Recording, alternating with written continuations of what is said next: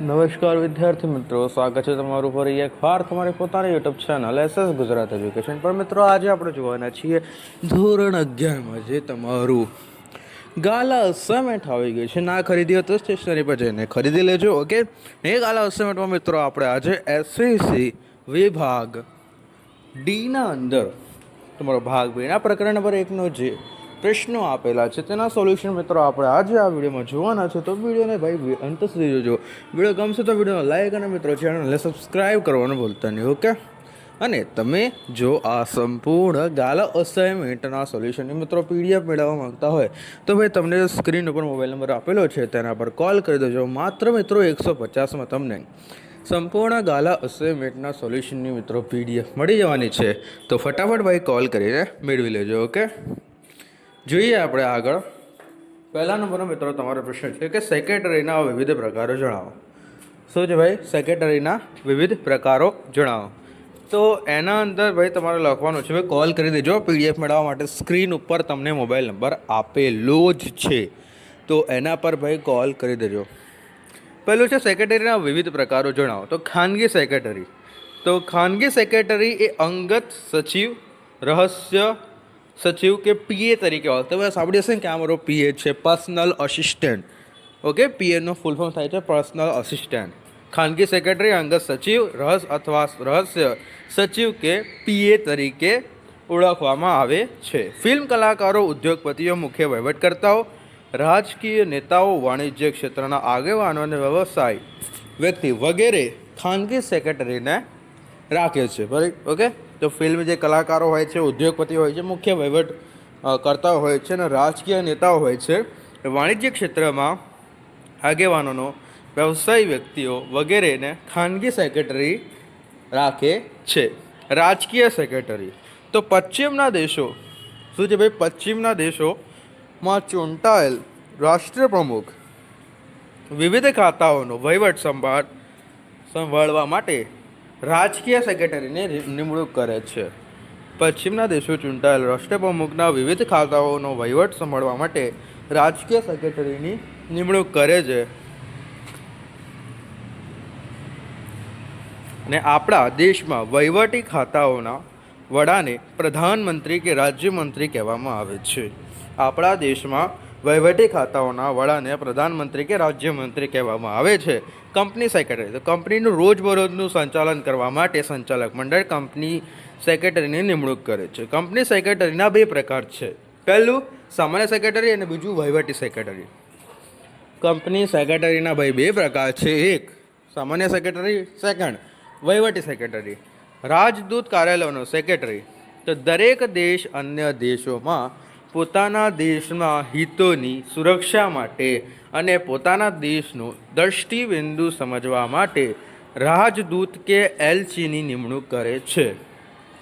દરેક દેશ અન્ય દેશમાં પોતાના દેશના હિતોની સુરક્ષા માટે અને પોતાના દેશનું દ્રષ્ટિબિંદુ સમજવા માટે રાજદૂત કે એલચીની નિમણૂક કરે છે. આ રાજદૂત કે એલચીની રાજદૂત કાર્યાલયના સેક્રેટરી તરીકે પણ ઓળખવામાં આવે છે. આ રાજદૂત કે એલચીને રાજદૂત કાર્યાલયના સેક્રેટરી તરીકે પણ ઓળખવામાં આવે છે. વિભાગીય સેક્રેટરી પણ હોય છે ભાઈ. તો વિભાગીય સેક્રેટરીના શું પ્રકારમાં આવે છે કે સરકારી ખાતાઓનો વહીવટ ચલાવવા માટે વિભાગીય સેક્રેટરીની નિમણૂક કરવામાં આવે છે. શું હોય છે ભાઈ? વિભાગીય સેક્રેટરી તરીકે સદી IAS સરકારી ખાતાનો વહીવટ ચલાવવા માટે વિભાગીય સેક્રેટરી નિમણૂક કરવામાં આવે છે. વિભાગીય સેક્રેટરી તરીકે સદી IAS અધિકારની નિમણૂક કરવામાં આવે છે.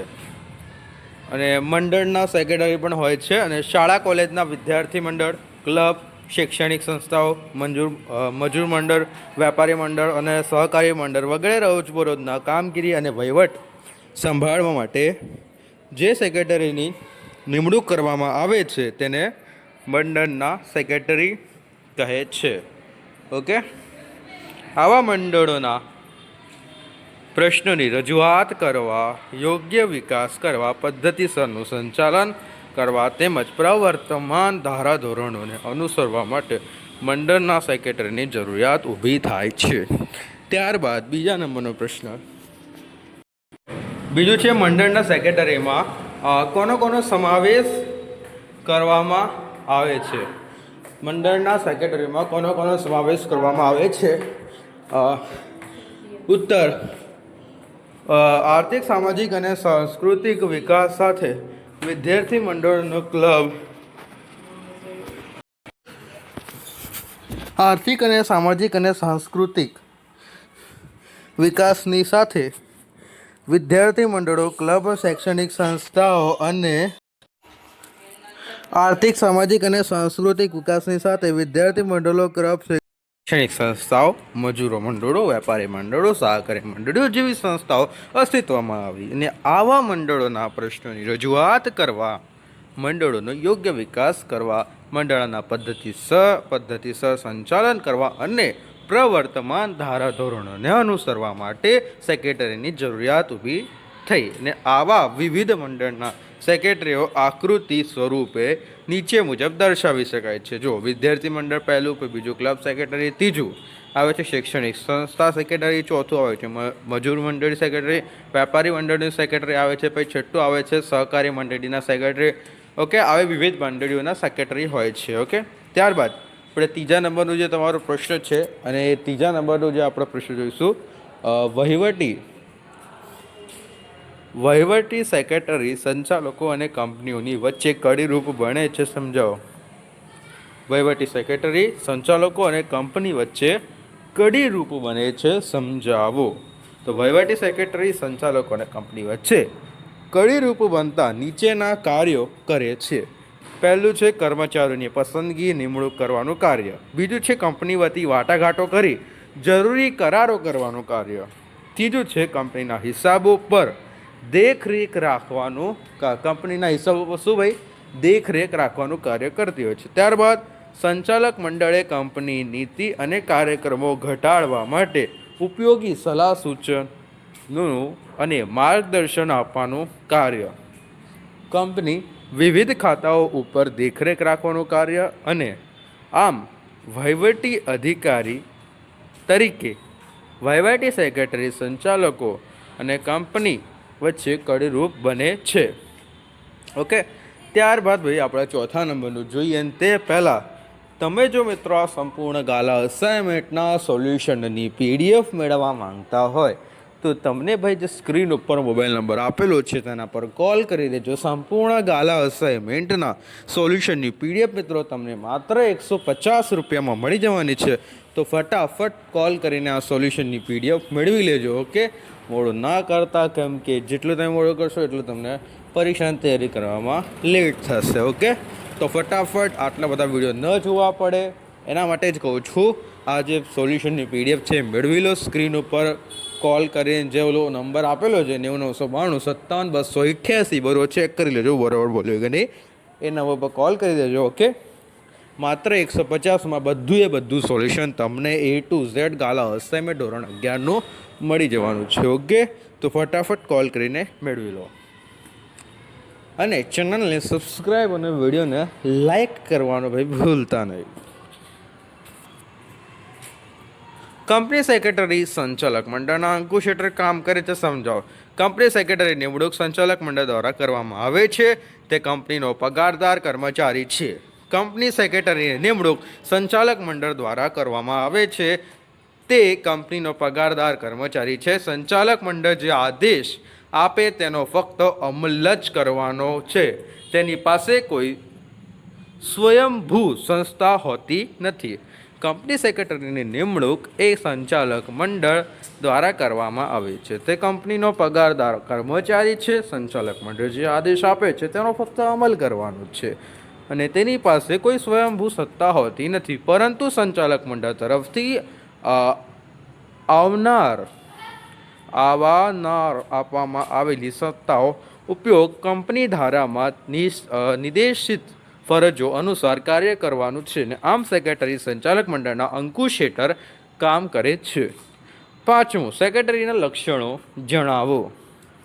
શું? સેક્રેટરીના લક્ષણો જણાવો. સેક્રેટરીના લક્ષણો નીચે મુજબ છે. સેક્રેટરી યોગ્ય લાયકાત ધરાવતો હોવો જોઈએ. સેક્રેટરી તરીકે કરાર કરવાને લાયક હોય તેવી જીવંત વ્યક્તિ જ નિમણૂક થઈ શકે છે.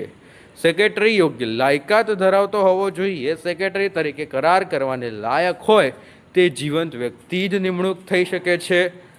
પછી તે જેના વતી કાર્ય કરે છે તેની અંગત બાબતો અને રહસ્યોને જાણે છે અને તેને ગુપ્ત રાખે છે. તેને જે કાર્ય સોંપવામાં આવે છે તે જ કાર્ય કરે છે. તેને જે કાર્ય એ સોંપવામાં આવે છે એ જ કાર્ય કરે છે. તેની પોતાની કોઈ સત્તા હોતી નથી, પરંતુ તેને સત્તા આપવામાં આવે છે. સેક્રેટરીની પાસે કોઈ સત્તા હોતી જ નથી, એ સેક્રેટરીને કોઈ પણ સત્તા આપવામાં આવે છે.